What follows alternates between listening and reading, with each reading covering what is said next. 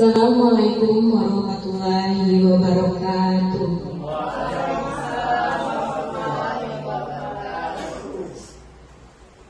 Selamat siang semuanya. Alhamdulillah, puji syukur kita ucapkan atas kehadiran Allah Subhanahu wa Ta'ala. Berkat dari karunia-Nya lah kita dapat berkumpul dalam acara berbagi atau diseminasi disiplin positif di sekolah. Sebelumnya, perkenalkan saya Fadhira Sima Putri selaku moderator pada acara hari ini. Sebelum mulai, saya bacakan susunan acara pada hari ini. Yang pertama, pembukaan. Kedua, kata sambutan dari Kepala Sekolah SDN 92 Singkawang. Ketiga, penyampaian materi oleh calon guru penggerak angkatan 11 Ibu Linda Buniarti. Yang keempat, penutup. Sebelum kita memulai acara pada hari, marilah kita mengucapkan basmalah. Bismillahirrahmanirrahim. Selanjutnya, kata sambutan dari Kepala Sekolah SDN 92 Singkawang, Bapak Kennedy SPD. Bapak Kennedy SPD, kami persilakan.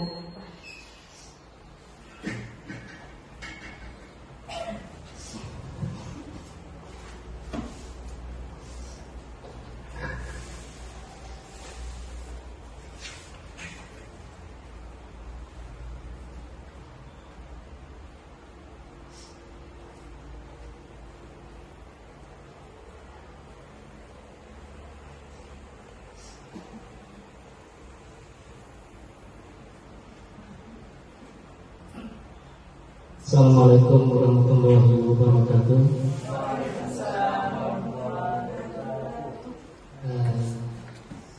pagi dan salam sejahtera untuk kita semua. Syukur alhamdulillah pada pagi hari ini kita masih bisa berkumpul dalam rangka diseminasi kegiatan budaya positif yang diselenggarakan oleh Ibu kita yang kita sayangi, Ibu Linda Puniarti. Semoga dalam kegiatan pada hari ini kita tetap dalam lindungan Allah Subhanahu wa taala, serta diberinya rahmat yang tiada terhingga sehingga kita dapat mengikuti kegiatan sampai akhir nanti.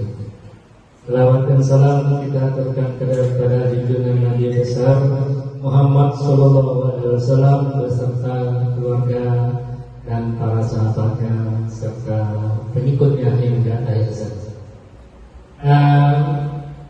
Bapak Ibu, dalam rangka kita menyukseskan atau mengikuti kegiatan yang dilaksanakan oleh CGP ini,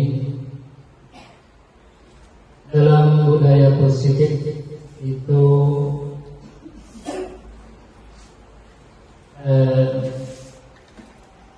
kita paling tidak ada upaya untuk meningkatkan kualitas pendidikan.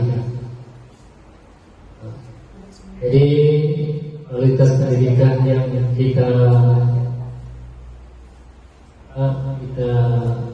bangun untuk siswa dan untuk kita semua itu agar mereka itu nantinya mempunyai kepribadian yang kritis, penuh hormat dan bertanggung jawab. Itu nanti harapan kita dalam rangka menerapkan budaya positif di sekolah. Nah, untuk itu ada tujuan utama yang akan kita capai nanti. Mudah-mudahan materi yang akan disampaikan Bu Dinda nanti ada hubungannya dengan apa yang saya sampaikan. Yang pertama, tujuan kita itu menumbuhkan budaya positif dengan keyakinan kelas. Apa itu keyakinan kelas? Nah, kita mencari nilai-nilai yang baik untuk para siswa kita. Kemudian yang kedua, meningkatkan nilai kebajikan dalam pembelajaran. Kemudian yang ketiga, mendorong terwujudnya murid yang memiliki pribadi yang kritis, penuh hormat dan tanggung jawab. Jadi kadang-kadang yang ketiga ini, mudah-mudahan di sekolah kita ini tidak seperti ini. Ya. Budaya positifnya, berpikir kritisnya itu melebihi kapasitas mereka. Nah, itu. Kemudian tidak hormat. Kurang tanggung jawab lagi. Jadi mudah-mudahan dengan adanya kegiatan kita ini nanti budaya positif yang saya sebutkan tadi, kritis, hormat dan bertanggung jawab itu semuanya ada pada siswa kita. Kemudian yang keempat, mengembangkan nilai 5 profil pelajar Pancasila. Baru 3 ya. Baru 3 profil pelajar Pancasila baru 3. Nanti Bapak Ibu lanjutkan yang profil pelajar Pancasila itu. Kemudian yang kelima, melakukan kegiatan pembiasaan murid untuk mengimplementasikan nilai-nilai pelajar Pancasila. Mudah-mudahan budaya-budaya positif yang telah kita bangun selama ini kepada siswa kita itu menjadi kebiasaan, tapi kebiasaannya yang baik. Mungkin itu kata pengantar dari saya. Mudah-mudahan dalam kegiatan kita hari ini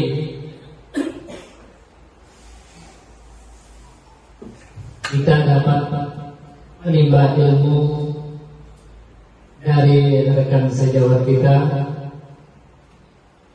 Mudah-mudahan ilmu yang kita dapat pada hari ini bisa kita lanjutkan nanti di dalam kelas kita masing-masing.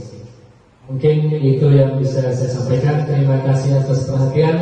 Billahi taufiq wal hidayah. Assalamualaikum warahmatullahi wabarakatuh.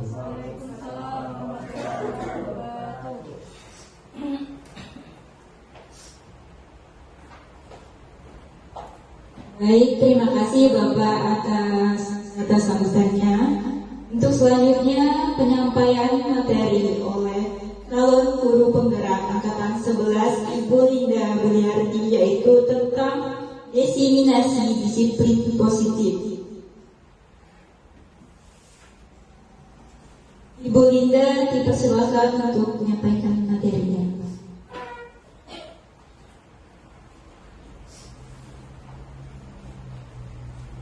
Terima kasih kepada moderator. Assalamualaikum warahmatullahi wabarakatuh. Yang terhormat dan saya ucapkan terima kasih kepada Bapak Kepala SDN 92 Singkawang, kemudian teman-teman rekan sejawat yang saya cintai dan saya banggakan, beserta mahasiswa PPL yang saya banggakan. Terima kasih telah hadir dalam tugas, salah satu tugas EGP, yaitu tentang diseminasi budaya positif, atau kata lain dari diseminasi yaitu penyebaran atau berbagi ilmu kepada khalayak ramai. Nah, kebetulan di sini tugas kami sebagai CGP untuk menyebarkan kepada rekan sejawat. Kemudian budaya positif yaitu budaya atau nilai-nilai yang harus dikembangkan di sekolah. Budaya positif itu adalah nilai atau budaya atau kebiasaan positif yang harus disebarkan ke layak ramai. Nah, kebetulan di sini yaitu kepada rekan guru atau teman sejawat yang ada di sekolah SDN 92 Singkawang. Kemudian sebagai fasilitator kami yaitu Bapak Kurniawan Widodo, beliau adalah bertempat tinggal di Pontianak. Kemudian pengajar praktek kami yaitu Ibu Mega Fitriani.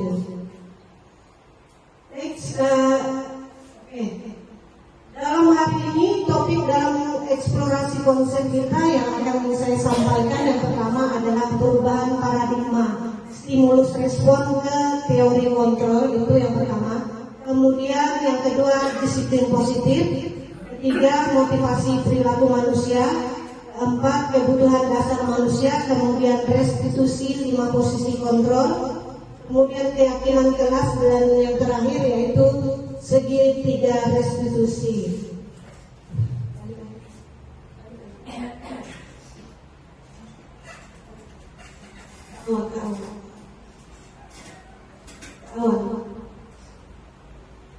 Yang tadi yang ini. Oke. Bapak Ibu tegang nampaknya ini. Itu apa namanya? Ice breaking. Permain jika maka. Permainan jika maka. Boleh? Boleh ya? Oke. Kita tepuk semangat Bapak. Tepuk semangat. Semangat. Sekali lagi, tepuk semangat. Semangat. Oke, permainan jika maka. Contoh dulu ya, contoh dulu. Jika saya bunga, maka Ibu Yuni kumbangnya. Tunjuk sama Ibu Yuni. Jika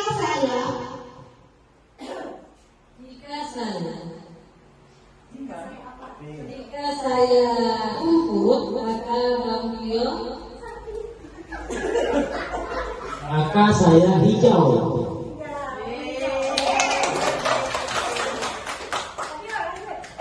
Jika saya hijau, maka berbeda. saya daun. masuk ya. Jika saya pohon, maka Bu Mia maka saya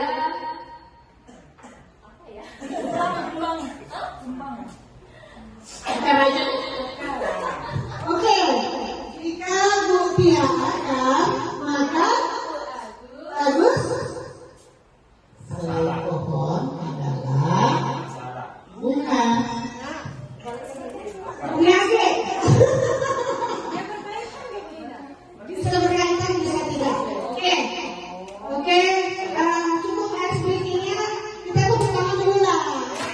Biar semangat. Ice breaking untuk meningkatkan konsentrasi. Oke, balik lagi ke eksplorasi konsep kita. Perubahan paradigma ini maksudnya sebuah pandangan. Perubahan, sebuah pandangan seseorang atau pandangan khalayak atau pandangan kita sebagai guru. Nah, itu harus berubah. Yang pertama dari stimulus respon ke teori kontrol. Nanti akan ada penjelasannya. Kemudian di sini disiplin positif. Nah, disiplin positif di sini adalah tadi bahwa harus paham nilai-nilai kebaikan agar siswa tersebut melaksanakan disiplin positif yang mereka pahami. Kemudian mereka menjadi jujur, bertanggung jawab, dan nilai-nilai kebaikan yang lain. Nah, seperti itu disiplin positif. Kemudian motivasi perilaku manusia, nanti ada penjelasannya. Nah, ini pembelajaran dengan paradigma baru.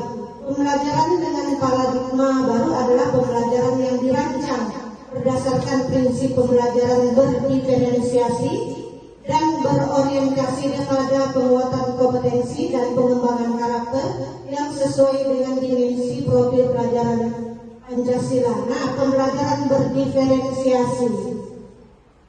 Pembelajaran berdiferensiasi ini adalah pembelajaran yang dimaksudkan bahwa setiap siswa itu mengenali diri mereka masing-masing, bahwa mereka itu mempunyai keistimewaannya masing-masing. Dari sejak lahir anak-anak itu mempunyai keistimewaannya masing-masing, dan kita sebagai guru untuk mengembangkan. Nah, begitu. Anak-anak itu diibaratkan seperti tumbuhan. Guru diibaratkan sebagai petani.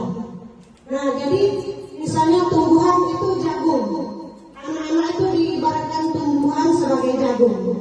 Jadi bagaimana cara Pak petani ini menumbuhkan jagung biar subur, biar berbuahnya bagus. Jadi guru itu tidak bisa merubah kodrat, tidak merubah kodrat jagung menjadi padi, tapi guru bisa merubah si anak tersebut dengan tidak merubah kodratnya, tapi guru harus merubah anak tersebut menjadi pintar, cerdas, baik, jujur. Nah, seperti itu maksudnya. Kemudian berorientasi pada penguatan kompetensi dan pengembangan karakter yang sesuai sesuai dengan dimensi profil pelajar Pancasila. Kita tahu profil pelajar Pancasila yang pertama adalah beriman dan bertakwa kepada Tuhan yang Maha Esa. Kedua, apa Ibu Bapak? Berkebinekaan. Apa? Berkebinekaan global. Kemudian gotong royong, kreatif, bernalar kritis dan mandiri. Nah, itu adalah tujuan dari pembelajaran dengan paradigma baru. Tujuannya adalah membentuk siswa dengan profil pelajar Pancasila dengan pembelajaran berdiferensiasi. Pembelajaran berdiferensiasi maksudnya juga seperti ini. Sudah kita terapkan, cuma tidak terorganisir. Ya, Bapak Ibu, maksudnya seperti ini. Kalau misalnya di pelajaran seni atau P5, kita itu menugaskan anak-anak untuk membuat produk. Kalau kemarin saya tahun lalu anak-anak membuat produk, membuat seni kolase dari barang bekas. Nah, di sana ada barang bekas macam-macam, ada barang bekas dari plastik, kemudian dari bulu ayam, kemudian dari kulit telur. Nah, mereka itu bebas membuat seni kolase menurut bakat mereka masing-masing. Nah, itu seperti itu pembelajaran berdiferensiasi. Nah, kemudian perubahan paradigma stimulus respon ke teori kontrol. Nah, kalau di paradigma stimulus respon itu realitas kebutuhan kita sama menurut dari stimulus respon. Kemudian semua orang melihat hal yang sama. Kemudian kita mencoba mengubah agar berpandangan sama dengan kita. Kemudian perilaku buruk dilihat sebagai suatu kesalahan. Orang lain bisa mengontrol saya. Kalau menurut guru di sekolah untuk murid-muridnya. Kemudian saya bisa mengontrol orang lain. Pemaksaan pada saat bujukan gagal, model berpikir menang atau kalah. Itu adalah teori dari stimulus respon. Jika kalau ke teori kontrol, yaitu pada dasarnya kebutuhan kita itu berbeda. Lalu setiap orang memiliki gambaran berbeda. Kita berusaha memahami pandangan orang lain tentang dunia. Kemudian semua perilaku memiliki tujuan. Hanya Anda yang bisa mengontrol diri Anda. Lalu Anda tidak bisa mengontrol orang lain. Anda tidak bisa mengontrol orang lain. Kolaborasi dan konsensus menciptakan pilihan-pilihan baru. Lalu model berpikir menang dan menang. Kalau yang di sini kan model berpikir menang atau kalah. Next. Di sini ada beberapa miskonsepsi tentang teori kontrol bahwa guru, kita sebagai guru di sekolah itu berpikir ilusi itu berpikir guru mengontrol murid. Nah, selama ini kita beranggapan bahwa kita harus mengontrol murid. Kemudian ilusi atau pikiran bahwa semua penguatan positif efektif dan bermanfaat. Lalu ilusi bahwa kritik dan membuat rasa bersalah mampu menguatkan karakter. Lalu ilusi bahwa orang dewasa berhak untuk memaksa. Nah, itu adalah atau suatu kesalahan, terutama kita sebagai pendidik di sekolah. Berarti ini adalah sebuah pola pikir yang salah. Next. Kita masuk di konsep disiplin positif. Nah, disiplin itu berasal dari bahasa Latin, disiplina, yang artinya belajar. Kata disiplin juga berasal dari akar kata yang sama dengan disiplin atau murid atau pengikut. Untuk menjadi seorang murid atau pengikut, seseorang harus paham betul alasan mengapa mereka mengikuti suatu aliran atau ajaran tertentu. sehingga motivasi yang terbangun adalah motivasi intrinsik atau motivasi dari dalam siswa tersebut, bukan motivasi ekstrinsik atau dari luar. Kemudian arti asli dari kata disiplin ini juga berkonotasi dengan disiplin diri dari murid-murid. Ketika mendengar kata disiplin, kebanyakan orang akan menghubungkan kata disiplin itu dengan tata tertib, teratur, dan kepatuhan pada peraturan. Kata disiplin juga sering dihubungkan dengan hukuman. Padahal itu sungguh berbeda, karena belajar tentang disiplin positif tidak harus dengan memberi hukuman. Justru itu adalah salah satu alternatif terakhir atau tidak boleh dilakukan. Kemudian dalam budaya kita, makna kata disiplin dimaknai menjadi sesuatu yang dilakukan seseorang pada orang lain untuk mendapatkan kepatuhan. Kita cenderung menghubungkan kata disiplin dengan ketidaknyamanan, karena ketidaknyamanan itu biasanya berhubungan dengan hukuman atau sanksi terhadap siswa yang melakukan kesalahan. Nah, tujuan disiplin positif adalah menanamkan motivasi kepada murid-murid kita, yaitu untuk menjadi orang yang mereka inginkan dan menghargai diri sendiri dengan nilai-nilai yang mereka percaya. Ketika murid-murid kita memiliki motivasi tersebut, mereka telah memiliki motivasi intrinsik yang berdampak jangka panjang. Kemudian motivasi yang tidak akan terpengaruh pada adanya hukuman atau hadiah. Mereka akan tetap berperilaku baik dan berlandaskan nilai-nilai kebajikan karena mereka ingin menjadi orang yang menjunjung tinggi nilai-nilai yang mereka hargai atau mencapai suatu tujuan mulia. Nah, dengan kata lain, tujuan positif di sini adalah menanamkan bahwa disiplin itu berasal dari diri mereka masing-masing, dari dalam. Tidak karena hadiah, tidak karena hukuman, tidak karena upah. Nah, jadi mereka melaksanakan pembelajaran sesuai dengan kesadaran mereka masing-masing. Gitu, bahwa kalau belajar aku akan menjadi orang yang cerdas, baik dan jujur. Begitu motivasinya. Tidak karena hadiah. Di sini ada nilai-nilai kebajikan menurut beberapa, yaitu profil pelajar Pancasila, kemudian menurut Ibu PIP, kemudian keterampilan hidup. Nilai yang disepakati bersama lepas dari suku, bangsa, agama, bahasa, dan latar belakang.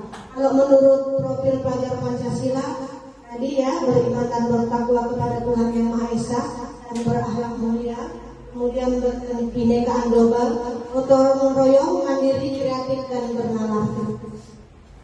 Kemudian menurut IBO Primary Years Program, toleransi, rasa hormat, integritas, mandiri, menghargai, antusias, empati, keingintahuan, kreativitas, kerjasama, percaya diri, dan komitmen. Kemudian menurut keterampilan hidup, dapat dipercaya, lurus hati, pendengar yang baik, tidak merendahkan orang lain, dan memberikan yang terbaik dari diri mereka masing-masing.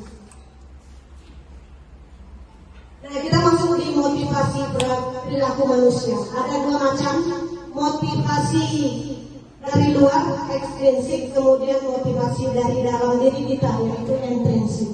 Nah, kalau motivasi ekstrinsik yaitu untuk menghindari ketidaknyamanan atau hukuman. Biasanya siswa kita seperti itu, Bu, ya.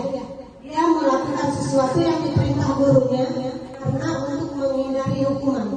Nah, kalau dalam disiplin positif ini diusahakan bahwa mereka itu sadar bahwa dalam disiplin positif itu menanamkan nilai-nilai supaya mereka itu sadar dan bertanggung jawab. Kemudian yang kedua, untuk mendapatkan imbalan atau penghargaan dari orang lain. Nah, jadi selama ini kita salah. Kita selama ini mungkin efektif sepenuhnya salah, efektif juga sebenarnya. Bahwa misalnya kalau kita melakukan pembelajaran di dalam kelas, anak-anak dapat nilai bagus, atau dia melaksanakan tugas, kita memberi mereka imbalan, hadiah. Pernah seperti itu Bapak Ibu? Pernah, saya pun pernah. Nah, jadi itu adalah motivasi dari luar, tidak sepenuhnya salah. Tapi yang paling bagus adalah motivasi intrinsik, motivasi dalam dirinya, yaitu untuk menjadi orang yang mereka inginkan dan menghargai diri sendiri dengan nilai yang mereka percaya.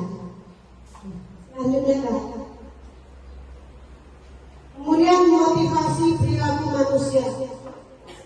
Yang pertama adalah hukuman. Hukuman sebenarnya itu tidak terencana atau tiba-tiba. Seandainya anak murid kita melaksanakan kesalahan, kita pun harus berpikirnya harus ada konsekuensi. Yaitu biasanya hukuman yang kita berikan atau sanksi. Lalu murid yang tidak tahu apa-apa yang akan terjadi atau murid itu tidak dilibatkan, hanya kita sebagai guru, lalu bersifat satu arah berupa hukuman fisik atau psikis. Nah, biasanya kita suruh nyapu dari lapangan gitu, atau kita umum yang biasanya mengenakan mental. Ya, Bapak Ibu ya.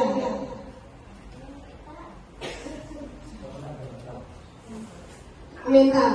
Dan juga motivasi perilaku manusia, konsekuensi. Ini terencana atau disepakati sesuai peraturan. Kemudian murid tetap dibuat tidak nyaman, lalu sikap guru selalu monitoring murid. Seperti itu. Kemudian, nah ini ada restitusi. Restitusi proses menciptakan kondisi bagi murid untuk memperbaiki kesalahan. Kemudian proses kolaborasi yang mengajarkan murid untuk mencari solusi sendiri. Nah, jadi murid itu kalau di restitusi itu murid itu dilibatkan. Mereka ditanya mengapa membuat kesalahan, kemudian salah atau tidak, lalu dicari solusinya secara bersama-sama. Itu cara restitusi. Nanti dimasuk di segitiga restitusi. Betul. Kemudian di sini ada kebutuhan dasar manusia. Kebutuhan dasar manusia adalah segala sesuatu yang dilakukan untuk mendapatkan apa yang kita inginkan. Seluruh tindakan yang kita lakukan memiliki tujuan tertentu, dan semua usaha terbaik yang kita lakukan adalah dalam rangka memenuhi kebutuhan dasar kita dengan baik. Nah, di sini ada 5 kebutuhan dasar manusia. Yang pertama, bertahan hidup. Tentunya untuk bertahan hidup kita membutuhkan makan, pakaian, tempat tinggal, keamanan, dan kesehatan. Nah, itu adalah salah satu kebutuhan dasar manusia, yaitu bertahan hidup. Kemudian kasih sayang dan rasa diterima. Perlu nggak Bapak Ibu kasih sayang? Rasa diterima? Perlu. Kalau kita di dalam sebuah organisasi sangat perlu untuk rasa diterima. Begitu juga dengan anak-anak kita di kelas. Mereka merasa diterima kalau mereka itu dilibatkan dalam segala hal kegiatan di sekolah. Nah, kasih sayang dan rasa diterima, yaitu rasa diterima, dipedulikan, berbagi, kerjasama, menjadi bagian dalam kelompok. Lalu yang ketiga, penguasaan, harga diri, keinginan untuk dianggap, memimpin, berprestasi, diakui dan didengar. Kemudian kebebasan, mandiri, memiliki peran, mencoba hal baru, mampu mengendalikan dirinya. Kemudian kesenangan, yaitu bermain humor, antusiasme, dan tertawa. Nah, itu adalah 5 kebutuhan dasar manusia.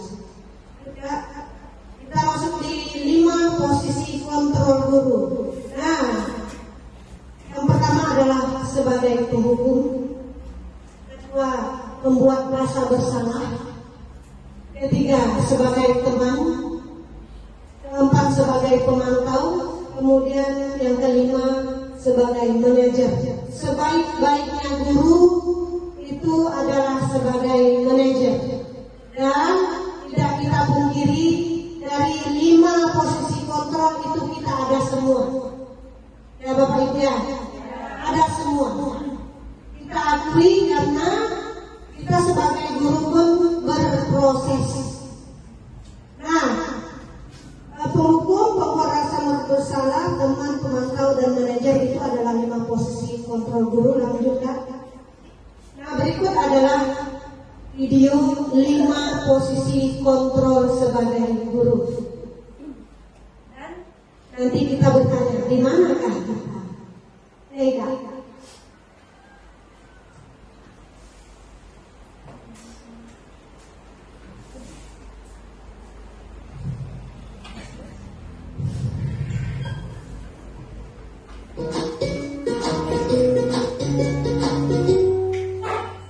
Salam bahagia Ibu dan Bapak guru hebat. Dalam penerapan disiplin positif restitusi, salah satu program yang dikembangkan adalah 5 posisi kontrol. 5 posisi kontrol dalam restitusi adalah proses perjalanan seorang pendidik agar dapat mengenali dirinya. Pada video kali ini, kita akan membahas tentang 5 posisi kontrol yang dikembangkan oleh Diane Gosson dan contoh penerapannya.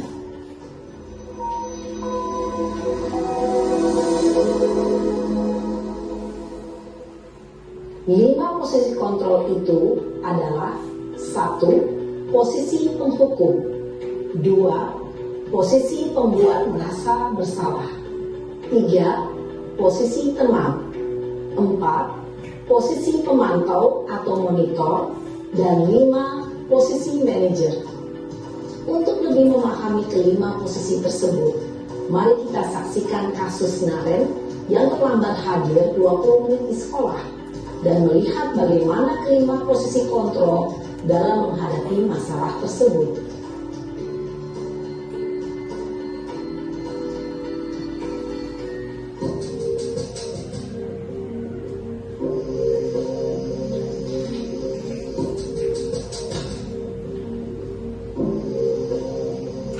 Naren, sini kamu. Selamat pagi Bu. Selalu terlambat. Kamu deh, pasti terlambat. Maaf Bu, saya Apa? Apa coba? Alasan kamu apa lagi? Kapan sih kamu tidak terlambat? Malas sekali ya kamu jadi anak. saya Dasar pemalas. Gak kapok-kapok sih kamu. Sudah berapa kali terlambat? Sana, kamu keliling lapangan basket 2 kali.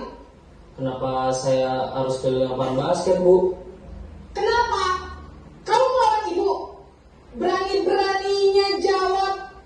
Sudah terlambat, masih berani jawab pula. Sekarang, keliling lapangan basket 5 kali sekalian. Biar kapok. Cepat. Pergi sana ke lapangan basket. Posisi penghukum biasanya berbicara dengan nada tinggi, menghardik, menunjuk-nunjuk, menyakiti, dan menyindir. Hukuman bisa berupa fisik maupun psikis. Ibu dan Bapak guru hebat, dampak yang terjadi pada murid ketika guru berada pada posisi penghukum adalah murid cenderung akan memberontak, bahkan menyimpan dendam.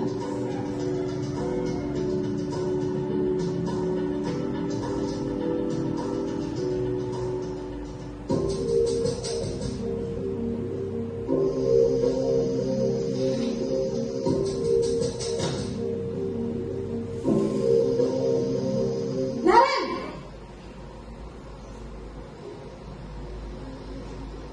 Selamat pagi Bu. Naren. Kamu kenapa terlambat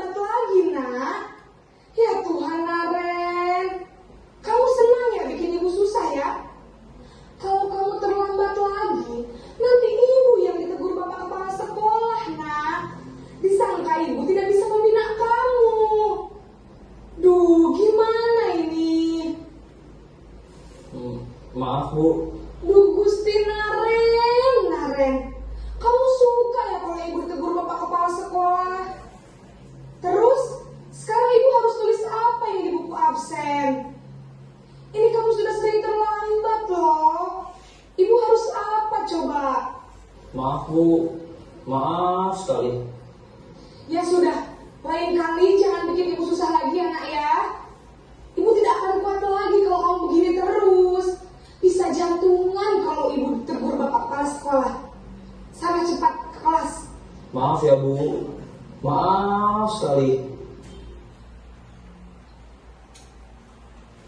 Posisi pembuat rasa bersalah berbicara dengan nada tenang, cenderung lembut. Namun kata-kata yang diutarakan membuat murid merasa menjadi orang yang gagal, memandang buruk dirinya sendiri, merasa tidak berharga, dan tidak sanggup membahagiakan orang lain. Ketika guru mengambil posisi pembuat rasa bersalah, murid akan menganggap dirinya yang bersalah dan ia akan menyimpan emosi negatif tersebut di dalam dirinya.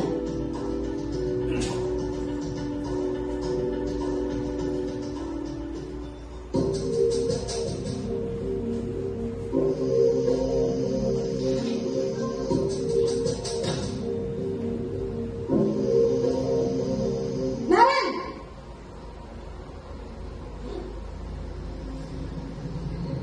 Selamat pagi Bu.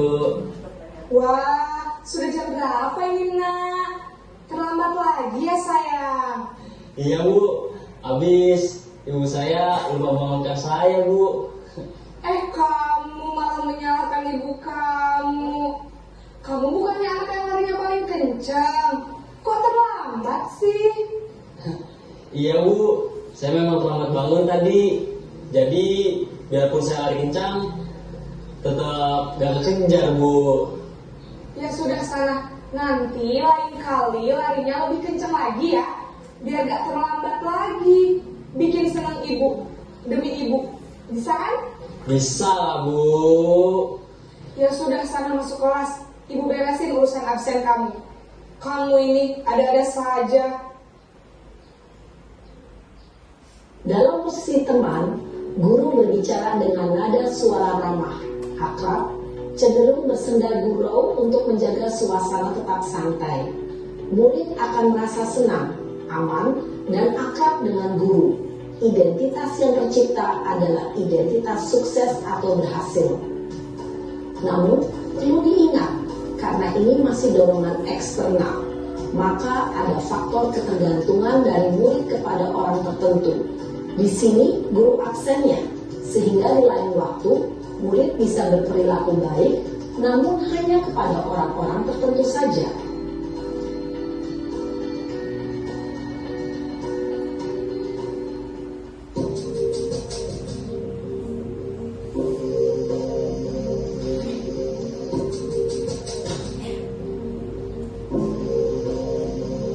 Naren!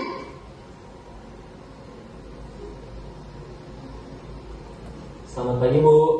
Naren, apa peraturan sekolah kita tentang jam berapa kita harus masuk sekolah, nak? Kita harus di sekolah jam 7 Bu. Iya betul, sekarang sudah jam 7.20. Naren sudah tahu konsekuensinya jika terlambat hadir. Paham Bu. Saya harus tinggal kelas pas jam istirahat selama 20 menit. Iya benar, konsekuensinya demikian. Jadi nanti jam 9.30 pas istirahat, kamu harus tinggal di kelas, kerjakan tugas tambahan untuk ketertinggalan kamu, ya? Baik Bu. Posisi pemantau mengandalkan penghitungan atau data untuk mengontrol murid. Guru mengarahkan murid berdasarkan peraturan dan konsekuensi. Seorang pemantau menunjukkan bahasa tubuh dan ekspresi wajah yang datar dan cenderung formal.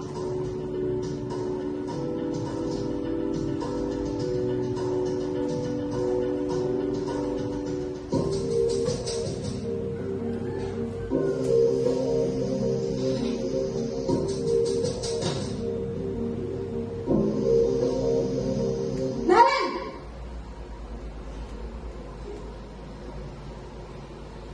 Selamat pagi Bu. Selamat pagi Naren. Maaf Bu, saya terlambat. Iya, sekolah masuknya jam 7, sekarang sudah jam 7.20. Jadi sekarang bagaimana ini Naren? Maaf Bu, saya lupa setel alarm saya semalam. Baiklah, menurut kamu, keyakinan sekolah yang mana yang perlu kamu tingkatkan? Menghargai diri sendiri dan orang lain mungkin ya Bu. Setuju. Jadi, apakah Naren meyakini prinsip saling menghormati tersebut? Iya Bu, saya meyakininya. Apakah Naren bersedia memperbaiki masalah keterlambatan ini? Bersedia Bu. Bagaimana kamu akan perbaiki masalah keterlambatan ini? Saya akan coba untuk tidak lupa menyetel alarm saya Bu. Baik, kalau Naren lupa menyetel alarm di rumah, ada orang yang kira-kira bisa bantu mengingatkan tidak? Ada Bu, kakak saya, Kak Emma. Ada lagi selain Kak Emma? Selain Kak Emma, ada ibu saya. Baik, jadi yang mengingatkan Naren adalah Kak Emma dan ibu kamu ya? Kira-kira akan mulai setel alarm kapan nih Naren? Setelah pulang sekolah, akan segera saya lakukan. Baik, jadi Naren akan setel alarm untuk bangun besok pagi dan akan diingatkan oleh kakak dan ibunda Naren ya. Ada lagi yang mungkin perlu dilakukan Naren agar tidak terlambat bangun lagi? Tidak ada Bu. Baik Naren, terima kasih untuk kerjasama kamu. Sekarang kamu perlu kembali ke kelas untuk belajar. Baik Bu, terima kasih. Posisi manajer adalah posisi kontrol yang disarankan untuk membimbing murid memiliki sikap disiplin yang positif, yaitu murid yang mandiri, bertanggung jawab, dan dapat memecahkan masalah. Tujuan dari posisi ini adalah agar murid dapat berefleksi atas tindakannya. Guru akan dengan tulus memberikan pertanyaan-pertanyaan bermakna, sehingga membuat murid dapat belajar dari kesalahannya dan mencari sebuah solusi untuk menyelesaikannya. Ibu dan Bapak guru hebat, setelah mengamati adegan kelima posisi kontrol tadi, kira-kira posisi mana yang paling ideal? Posisi mana yang dapat menunjang motivasi intrinsik murid? Ya, tentu posisi manajer. Posisi ini memang posisi ideal yang ingin dituju setiap pendidik. Pada posisi inilah, guru dapat menerapkan disiplin positif yang berpihak pada murid, yang memerdekakan murid. Perjalanan seorang pendidik tentunya tidak mudah untuk sampai pada posisi seorang manajer. Namun, tujuan kita pasti, yaitu menciptakan murid-murid yang mandiri, merdeka, dan bertanggung jawab. Semoga penggambaran 5 posisi kontrol yang telah diperlihatkan ini dapat menjadi ajang refleksi bagi kita semua, agar dapat terus mengasah dan menerapkan disiplin positif yang memerdekakan murid. Mari terus berlatih dan bersemangat. Selamat menerapkan. Salam dan bahagia Ibu dan Bapak guru hebat.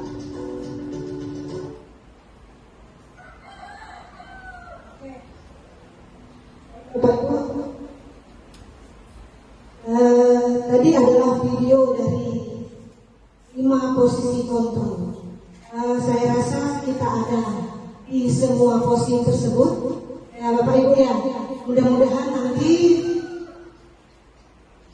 seiring berjalannya waktu dan berproses bisa mencapai di posisi manajer. Ya, mudah-mudahan ya Bapak Ibu ya. Kita masuk di keyakinan kelas. Nah, di sini ada pertanyaan, mengapa keyakinan kelas dan mengapa bukan peraturan kelas? Nah, di sini keyakinan kelas adalah seperangkat nilai dan prinsip yang disepakati bersama oleh guru dan siswa untuk memandu perilaku dan interaksi di dalam kelas. Kemudian peraturan adalah sejumlah peraturan yang harus ditaati atau dipatuhi di dalam kelas supaya proses belajar mengajar berlangsung dengan lancar. Nah, terkait dengan pertanyaan mengapa keyakinan dan bukan peraturan. Kalau keyakinan kita melibatkan siswa. peraturan di kelas yang harus mereka taati, tapi berdasarkan keinginan mereka dan disepakati bersama guru. Lalu kalau peraturan itu memang sudah baku, sudah ada dibuat oleh sekolah atau pihak-pihak sebagai pemangku kepentingan yang memang harus ditaati oleh para siswa. Contohnya peraturan seragam. Nah itu kan memang sudah tidak ada tawar-menawar.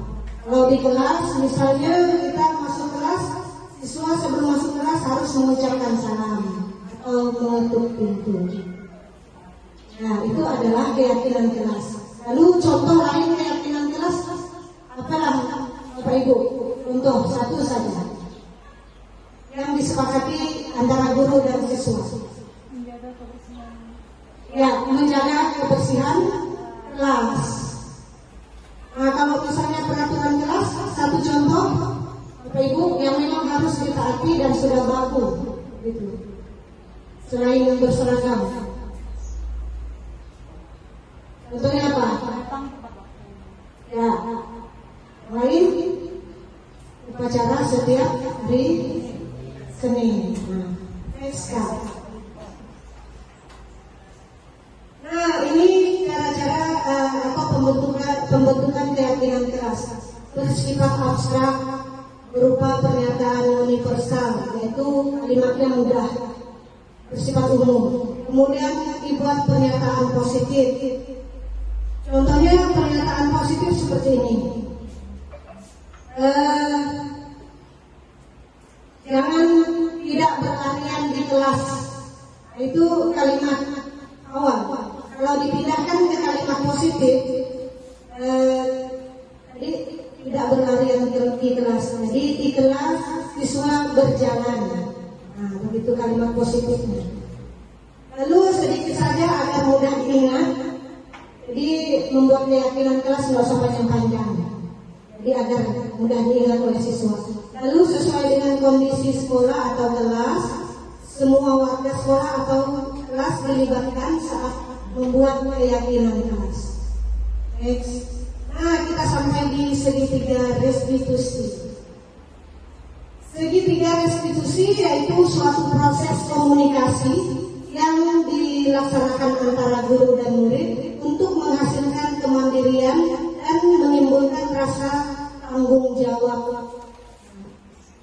Segitiga restitusi seperti ini. Nanti kita ada video lagi cara penerapan dari segitiga restitusi. SK. Kemudian dari segitiga restitusi tadi ada menstabilkan identitas berdasarkan prinsip membuat kesalahan adalah bagian dari proses pembelajaran. Nah, ini kalimatnya.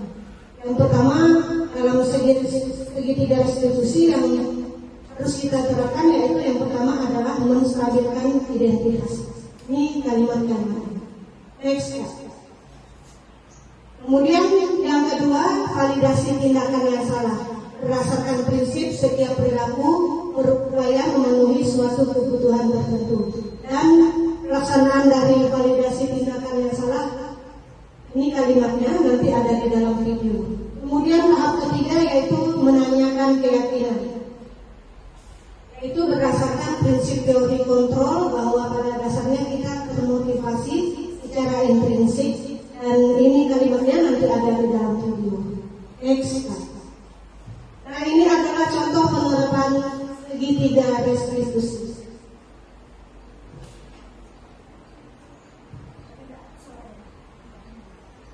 Ngapain mereka panggil ke perpustakaan tahu kami tidak terlambat datang ke sekolah.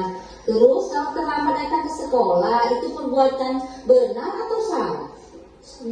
Salah. Nah, jadi kesalahan itu adalah manusiawi. Semua orang pasti pernah berbuat kesalahan. Bu Eka juga biasa buat kesalahan. Kemudian teman-teman di sekelas pun sering juga buat kesalahan. Jadi kita semua pernah berbuat kesalahan. Jadi Bu Eka panggil Lutfi bukan mau cari kesalahan Lutfi, tetapi Bu Eka ingin berdiskusi sama Lutfi untuk menyelesaikan masalah Lutfi. Setuju? Setuju. Iya, setuju. Sekarang Bu Eka mau tanya nih, kalau boleh tahu, Lutfi kan udah berapa kali kira-kira Lutfi, kalau seingat Lutfi datang ke sekolah terlambat? Udah 4 kali. Udah 4 kali ya. Nah, jadi Bu Eka kalau boleh tahu nih, Bu Eka pengen tanya nih. Lutfi kan berarti kalau sudah 4 kali kan udah sering kan. Jadi Bu Eka pengen tahu hari ini mah Lutfi terlambat itu karena apa sampai datang terlambat ke sekolah? Apa alasan Lutfi kok jadi Lutfi terlambat itu Pak? Karena saya bermain HP sampai jam 12, makanya saya berangkat sekolah kesiangan. Oh gitu, jadi keasikan main HP ya. Jadi bangunnya kesiangan. Oh iya, main HP keasikan. Terus Bu Eka mau tanya sama Lutfi. Lutfi ingat nggak tentang kesepakatan kelas kita? Tahu. Iya tahu, ingat. Terus kalau terlambat ke sekolah itu merupakan keyakinan kelas kita atau bukan? Bukan. Terus menurut Lutfi nih, terlambat datang ke sekolah itu keyakinan kelas apa yang Lutfi lambat? Disiplin, Bu. Iya, tentang disiplin masuk ke sekolah, masuk kelas. Karena disiplin itu penting, ya kan?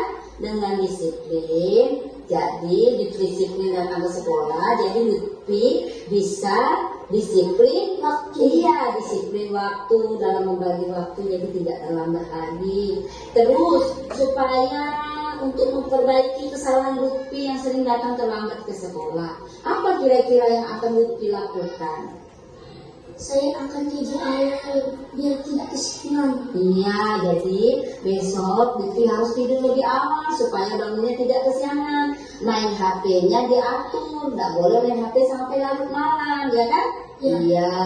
Terus kira-kira kapan Lutfi akan melakukan perubahan ini? Maksudnya perubahan supaya tidak datang terlambat lagi, perubahan tidur lebih awal, kapan kira-kira akan dilakukan? Besok, Bu. Oh iya, besok. Mantap, dan janji ya, besok Lutfi tidak boleh terlambat lagi dengan disiplin waktu, bermain HP-nya pakai waktu, nggak sampai terlalu malam, ya kan?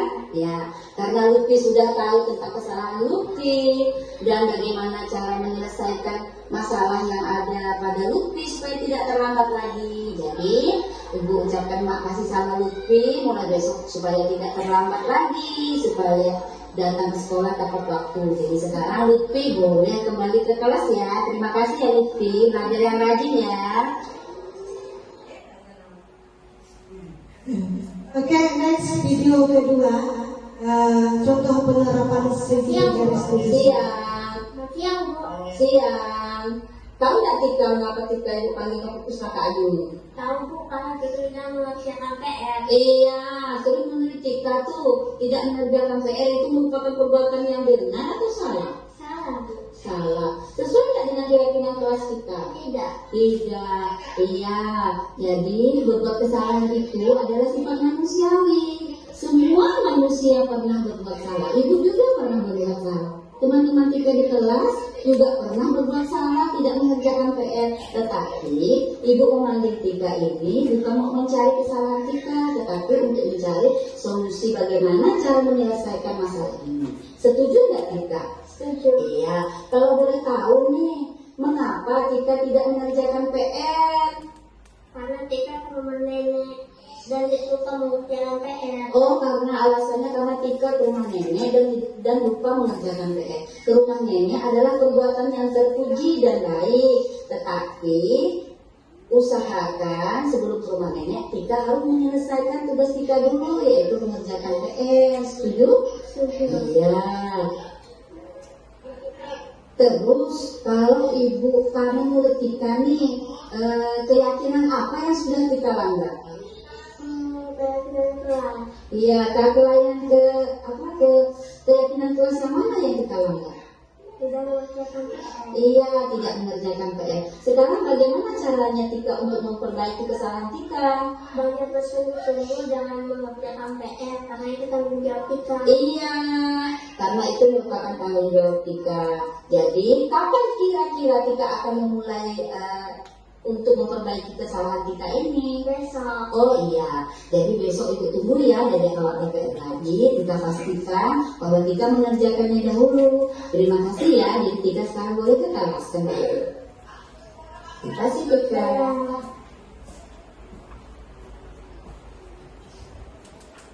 Jadi begitulah Bapak Ibu penerapan dari segitiga restitusi.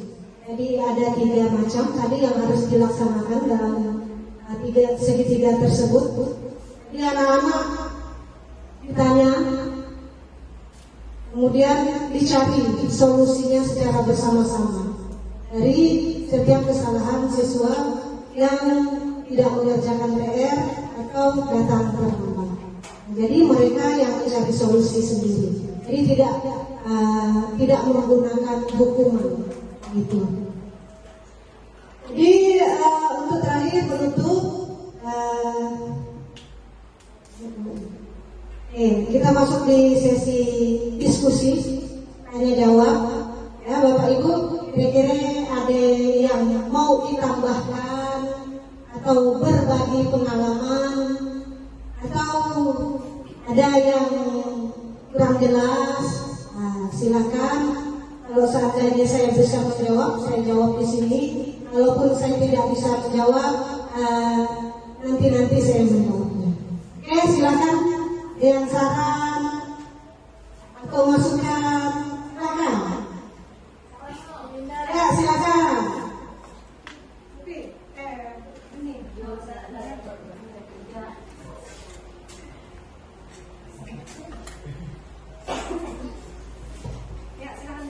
Assalamualaikum warahmatullahi wabarakatuh. Terima kasih kesempatannya Bu Linda. Izinkan saya bertanya pada Bu Linda sebagai calon guru penggerak. Apa yang Bu Linda sampaikan sudah sangat menarik, dan mungkin Bapak Ibu di sini juga merasakan 5 posisi kontrol sebagai guru. Mungkin dari kelima itu seperti penghukum juga pernah, membuat rasa bersalah sebagai teman, memantau atau monitor atau manajer juga pernah. Nah, dari kelima posisi kontrol guru itu sebagai Bu Linda, sebagai CGP, apakah sudah menerapkan, dan bisakah sharing kepada kami bagaimana cara Bu Linda menerapkan posisi manajer atau posisi yang lain, pengalaman Bu Linda. Ya, terima kasih.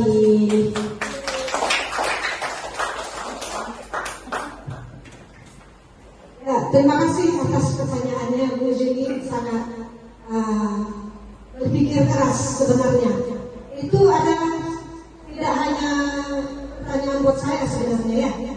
Itu ada refleksi untuk diri kita masing-masing. Refleksi flashback ke belakang, sebenarnya mana posisi saya sebenarnya. Terus terang dari kelima posisi kontrol saya ada semua, ya. Lalu setelah saya mengikuti CGP, saya berusaha dan belajar untuk di posisi manajer, tapi tetap masih dalam proses. Kalau pengalaman kebanyakan sebagai penghukum. Kadang-kadang penghukum ini tidak selalu jahat ya, biasanya efektif juga untuk mereka melaksanakan atau menyadari kesalahan mereka masing-masing. Nah, kemudian kalau membuat merasa bersalah, saya pernah juga begini. Kalau itu sudah dalam keadaan anak-anak sudah melakukan kesalahan tersebut, kita hukum dia enggak sadar, kemudian kita kasih nasihat, mereka juga tidak masih melakukan juga, jadi ujung-ujungnya minta kasihani. Gak usah gitu lah, tak kasihan ya, kan begitu kalimatnya. Ada juga saya membuat merasa bersalah. Kemudian posisi teman sering nih, karena kita di sekolah kan banyak anak-anak. Jadi kalau kita mau mencari kesalahan setiap hari ada, setiap hari ada anak-anak melakukan kesalahan. Jadi kalau posisi teman sering dilakukan, misalnya kita istirahat dulu ya.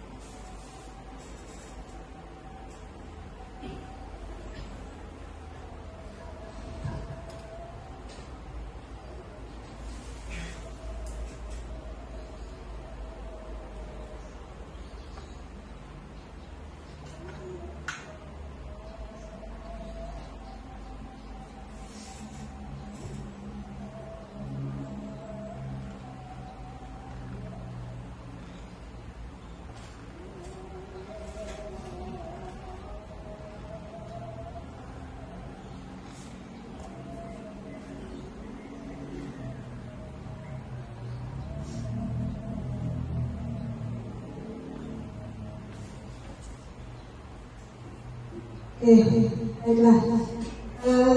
Jadi ringkasnya Bu Juni, saya pernah di posisi kelima tersebut dan baru ini saya belajar untuk menjadi di posisi manajernya. Itu Bu Juni. Sama-sama. Selanjutnya ada atau berbagi pengalaman begitu Kak Tio? Cukup.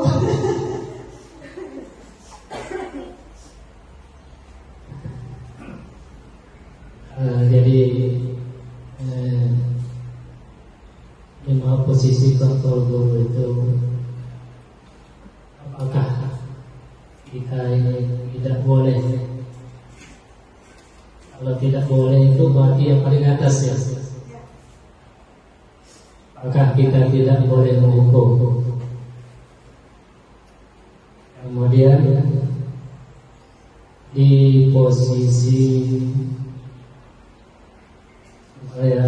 menurut saya anak itu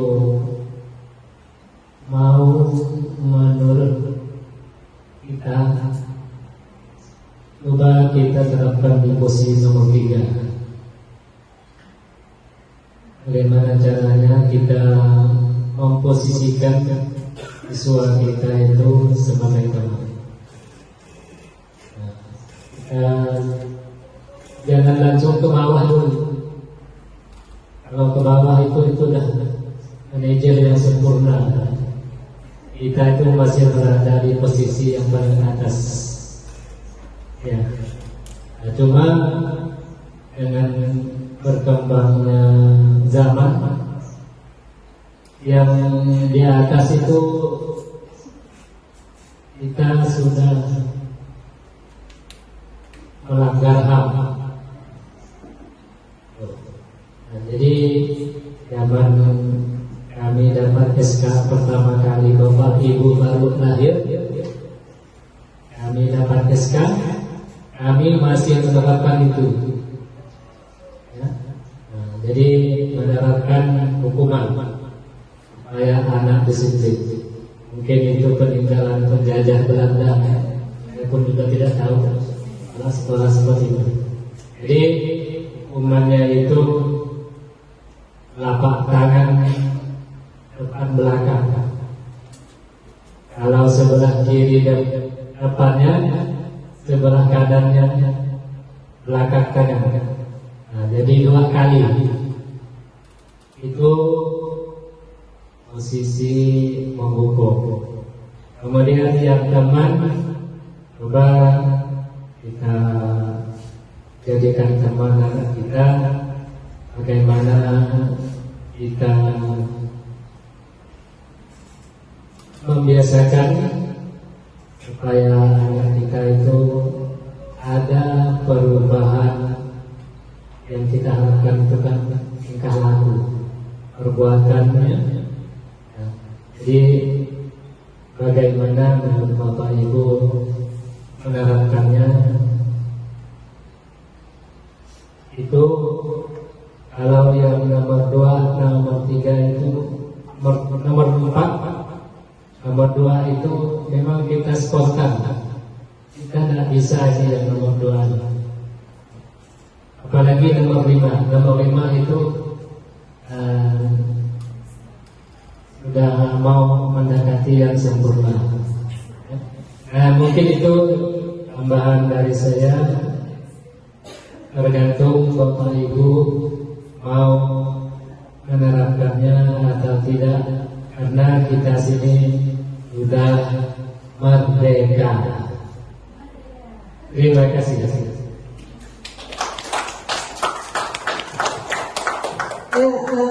Maksud kepala sekolah kita itu kalau posisi penghukum itu ditinggalkan, berusaha minimalnya sebagai teman gitu.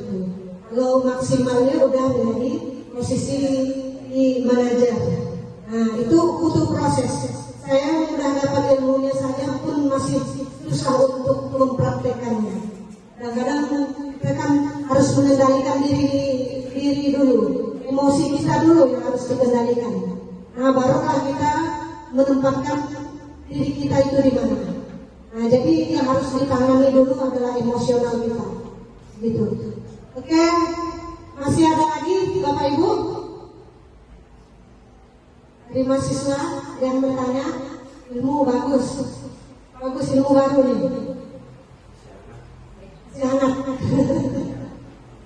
Oke, pas. Oke, pas. Kalau begitu saya tutup, yaitu menutup dari materi. Disiplin positif adalah cara membentuk sikap mandiri anak, sehingga fokusnya pada memotivasi, refleksi terhadap kesalahan yang dilakukan, kemudian menghargai dan membangun logika yang bersifat panjang, agar mereka menjadi manusia yang bersikap dan berpikiran positif. Guru juga dapat memposisikan diri sebagai manajer agar menjadi lebih profesional. Jadi Bapak Ibu, sekian materi yang dapat saya sajikan. Untuk lebih kurangnya saya mohon maaf. Saya kembalikan ke moderator. Baik, terima kasih atas penyampaian materi dari Ibu Indah, sangat bermanfaat sekali bagi kita semua. Untuk selanjutnya, sebelum menutup acara hari ini,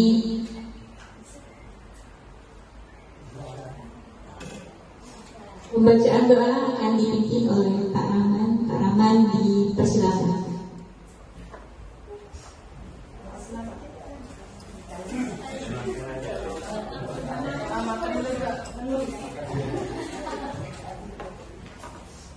Sebelum menutup acara ini, marilah kita berdoa dengan kepercayaan dan agamanya masing-masing, dan yang beragama Islam saya pimpin doanya. A'udzubillahi minasyaitonirrajim. Bismillahirrahmanirrahim. Subhanakallahumma wa bihamdika, asyhadu an la ilaha illa anta, astaghfiruka wa natubu ilaik. Subhanaka rabbika rabbil izzati amma yasifun, wassalamu alal mursalin, alhamdulillahi rabbil alamin.